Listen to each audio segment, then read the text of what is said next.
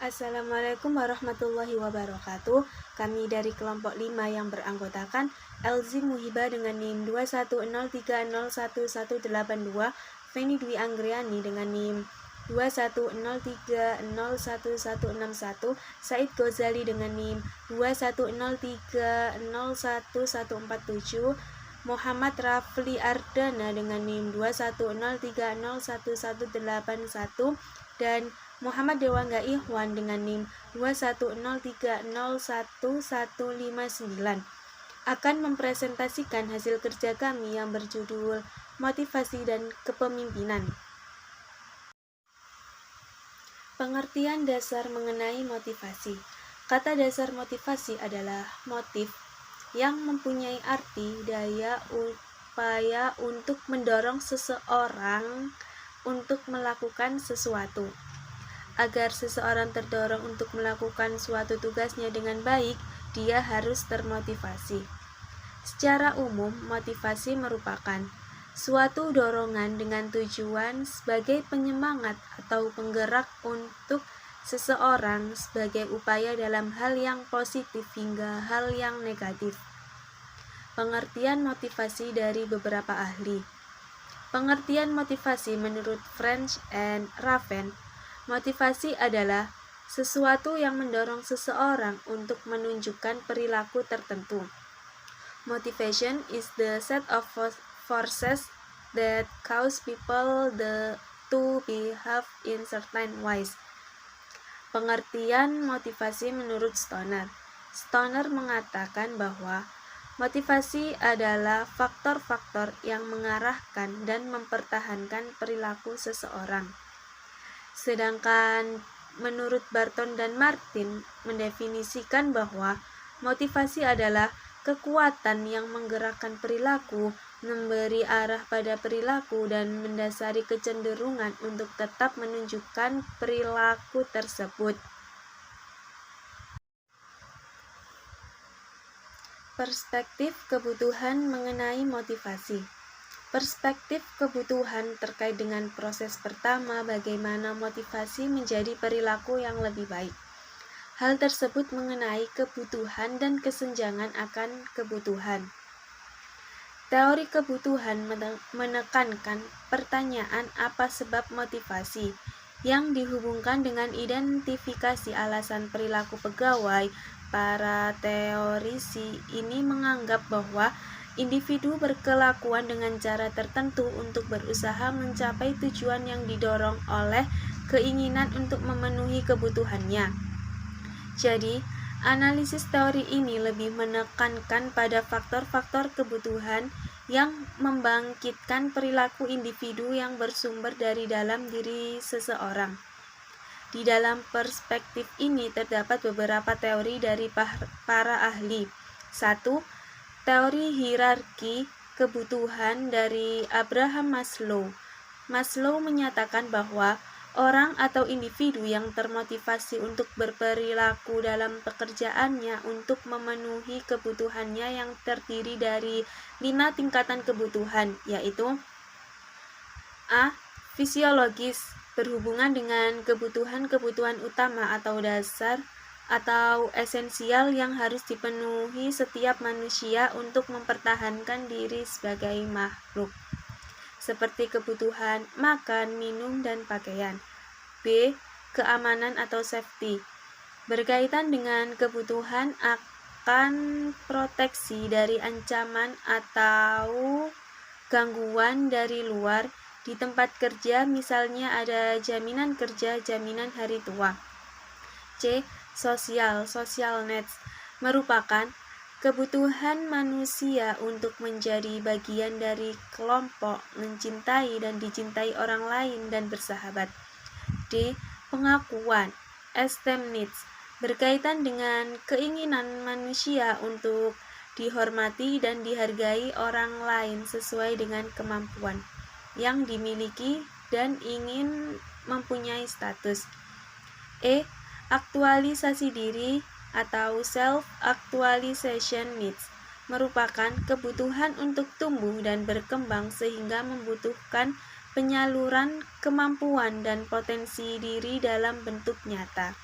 Artinya, setiap orang ingin tumbuh, membangun pribadi dan mencapai hasil. 2. Teori ERG dari Clayton Alderfer. 3. Teori kebutuhan dari Atkinson dan Francis Cleland. Atkinson menyatakan bahwa terdapat 3 jenis kebutuhan manusia yang mendorong seseorang untuk termotivasi dalam berperilaku dan melakukan sesuatu. Ketiga kebutuhan tersebut adalah kebutuhan akan kekuasaan, kebutuhan melakukan interaksi sosial, dan kebutuhan meraih prestasi. 3. Teori 2 faktor, two factor theory dari Frederick Herzberg. Teori 2 faktor dari Herzberg yaitu A. Motivating factor meliputi kesempatan untuk berprestasi, achievement, pengakuan dalam lingkungan pekerjaan, recognition, kesempatan untuk bertanggung jawab, responsibility, kesempatan untuk berkembang dan mengembangkan diri, advancement and growth. B. Higeen factors meliputi kebutuhan akan kebijakan dan administrasi perusahaan yang jelas dan adil, company policy and administration, supervisi yang memadai atau supervision, keserasian hubungan dengan supervisi atau relationship with supervision, kondisi pekerjaan yang kondusif atau working condition, gaji atau upah yang layak atau salary.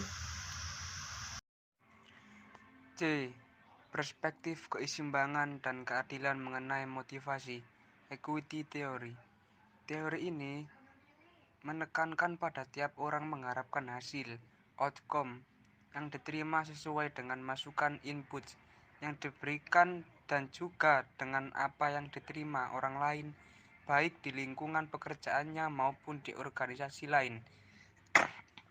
Hasil berupa imbalan yang diterima oleh individu dari organisasi seperti gaji, jabatan, penghargaan, sedangkan masukan merupakan kontribusi yang diberikan oleh individu kepada organisasi seperti usaha, tingkat pendidikan, dan pengalaman.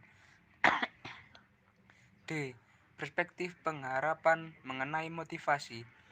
Perspektif ini memandang bahwa motivasi seseorang dalam berperilaku dan bekerja keras sangat bergantung pada berbagai pilihan penghargaan yang akan diperoleh berdasarkan tingkatan perilaku dan pekerjaan yang akan dilakukannya.